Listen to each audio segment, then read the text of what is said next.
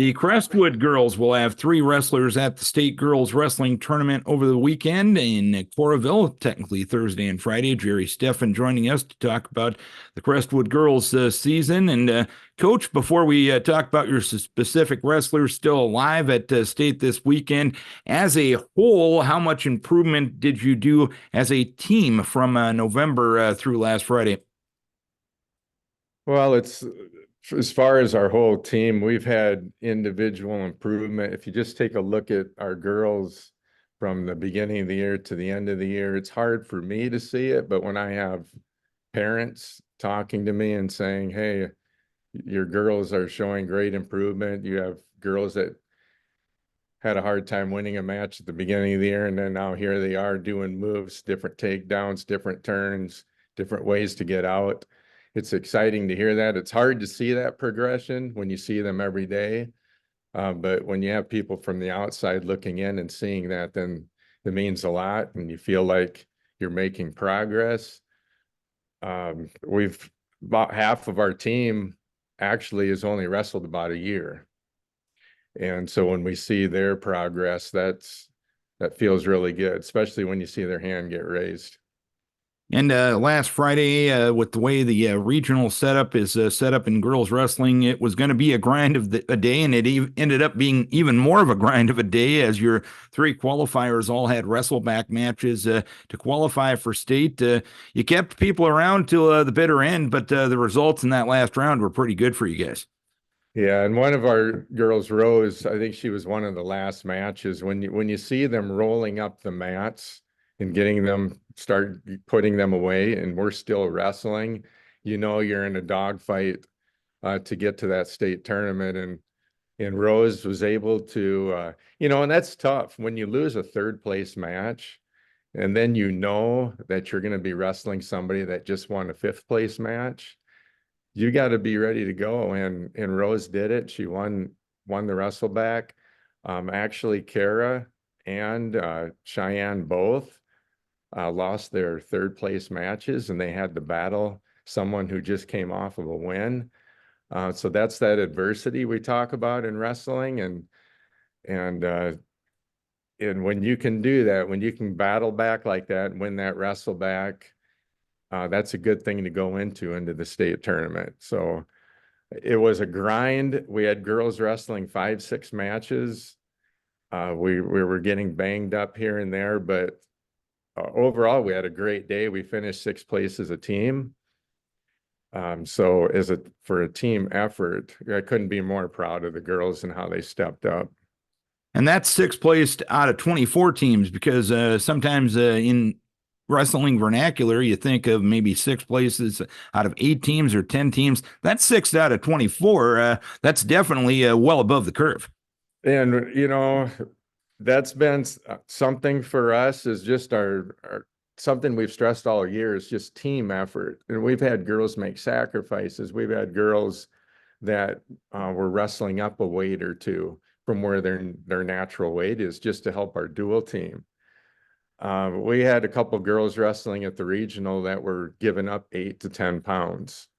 They never took their growth allowance just so they could weigh in just above that weight so they could wrestle up.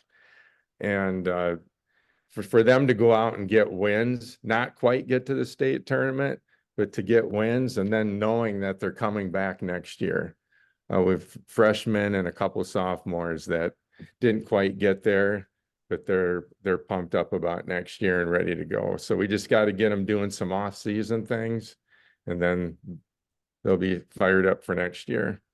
And let's talk about your individuals that'll be wrestling in Coralville this weekend. Start with Kara Kennedy at 105 pounds. What's made it a successful season for her? Well, one thing is just looking at stats. I don't look at them a lot, but she is leading the team in takedowns. She's at 48. So if she gets on her offense down at the state tournament on her feet, she could get to that podium. This is her first trip. Last year, she just barely didn't make it, ended up just out of the placing to go to state. But on her feet, if she can get moving on her feet, get her hands and feet moving, get to her offense, she could open some eyes, turn some heads at the state tournament. And Cheyenne Bullerman, you at 120 pounds. She's been a very solid kid for you. Made state a year ago. What's Mhm. allowed her to make that return trip to Coralville? Just grinding. She's been to she went to the IWCOA state twice. She's got that experience. She made it to state tournament last year. So being in that atmosphere at regional, even though she had a wrestle back, that she had confidence. She's a senior. She's been in that atmosphere before, so the pressure, she was able to handle the pressure and able to come through and get herself a win in that wrestleback so she can get down to the state tournament again. She's got high goals. She wants to be on the podium. Right now, she's, as far as Crestwood girls wrestling history, she does have the most career wins. She's at 94 right now. So she's got that accolade that she'll be able to take with her when she graduates. And you touched on Rose having to win one of the last wrestlebacks in Mason City last Friday. What's made it a successful season for her? Well, just finding her moves on the feet. These last couple weeks, she's been able to put together a few different moves. Couple big moves, but your simple moves on the feet just to get to that takedown. And then once she gets on top, she's pretty tough on top. So looking forward to see what she can do down at state. She's got the potential. All three of them had the potential. We just got to make a run. We got to get the ball rolling, get that first win, get the first points, find the first takedown, and then start building a lead on our opponents. Take it one match at a time. Can't overlook anyone. We got to be ready for surprises, which we already have. They just put out new brackets, and Cheyenne did find herself. She's got a different first round match. So you just got to be ready to go. You got to be comfortable being uncomfortable, so they say. So we're ready for it. We're excited. We're ready to go. We'll be heading down tomorrow afternoon, and we'll be hoping to get a warm-up practice in tomorrow evening down there, get used to that atmosphere, and be ready to roll on Thursday morning. And you mentioned you need to be ready for surprises, but that also works in a positive way because you can be the ones to create a few surprises too, right? That's right.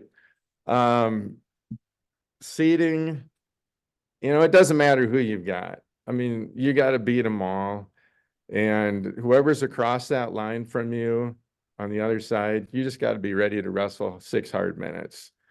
And, the only game plan is to go out, wrestle hard for 6 minutes. We don't have to try to think of something fancy to do. We just got to wrestle our style, our way, put them on the defense and get after it. And then good things will happen.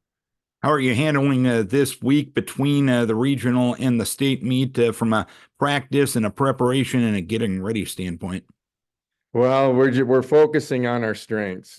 Pick your 2 or 3 best moves on the feet, and get those ready to go. Same thing on top, same thing on the bottom. We're not spending lots of time concerned about what our opponents might do. We want to be ready for what we're going to do. And like I said with the seeding, I've been telling the girls the worst seed to be in is the person you're wrestling. They're in the worst spot. We got to have that confidence in our mind that we're not afraid to wrestle anyone, and we're going to give it everything we got. We're going to be stingy with the points we give up, and we're going to battle in every position. And I have heard it said that seeding is important for the tournament, but Right. when it comes down to an individual match, it's just you against another individual, and the seeds really don't matter. Do you agree with that assessment? I agree with that assessment. It's going to put you in a certain position in that bracket, but you still got to beat everyone, right? If you're going to be the champion, you got to beat them. And I've seen brackets where someone's sitting in what they would consider a poor position and ended up coming out on top. So it is what it is. You just got to be ready to wrestle. And what's it going to take to have as successful of a Thursday and Friday as possible this week? Excuse me on that one. What is it going to take to have as successful of a Thursday and Friday as possible this week? Well, we got to be ready. You know, we have to have our pre-match, our warm-up ready. We've got to be thinking right. It's so much of it's mental, right? It's not just physical sport, it's a mental sport, and we have to be ready physically, mentally, and have our warm-up, have our pre-match, what works best for our athletes ready to go. Like I said, we're gonna be getting down there. We're gonna get used to the atmosphere down there. Get a practice in tomorrow, later in the day. Get a good night's sleep, ready to go. Eat right, sleep right, be ready to go mentally. All right, Jerry, we appreciate you taking some time. Congratulations on getting these three wrestlers to state, and hopefully there's podium spots for them come Friday night. We wish best of luck. All right. Thank you for everything you do. Jerry Steffen, head coach of the Crestwood girls, three wrestlers heading to Coraville on Thursday and Friday.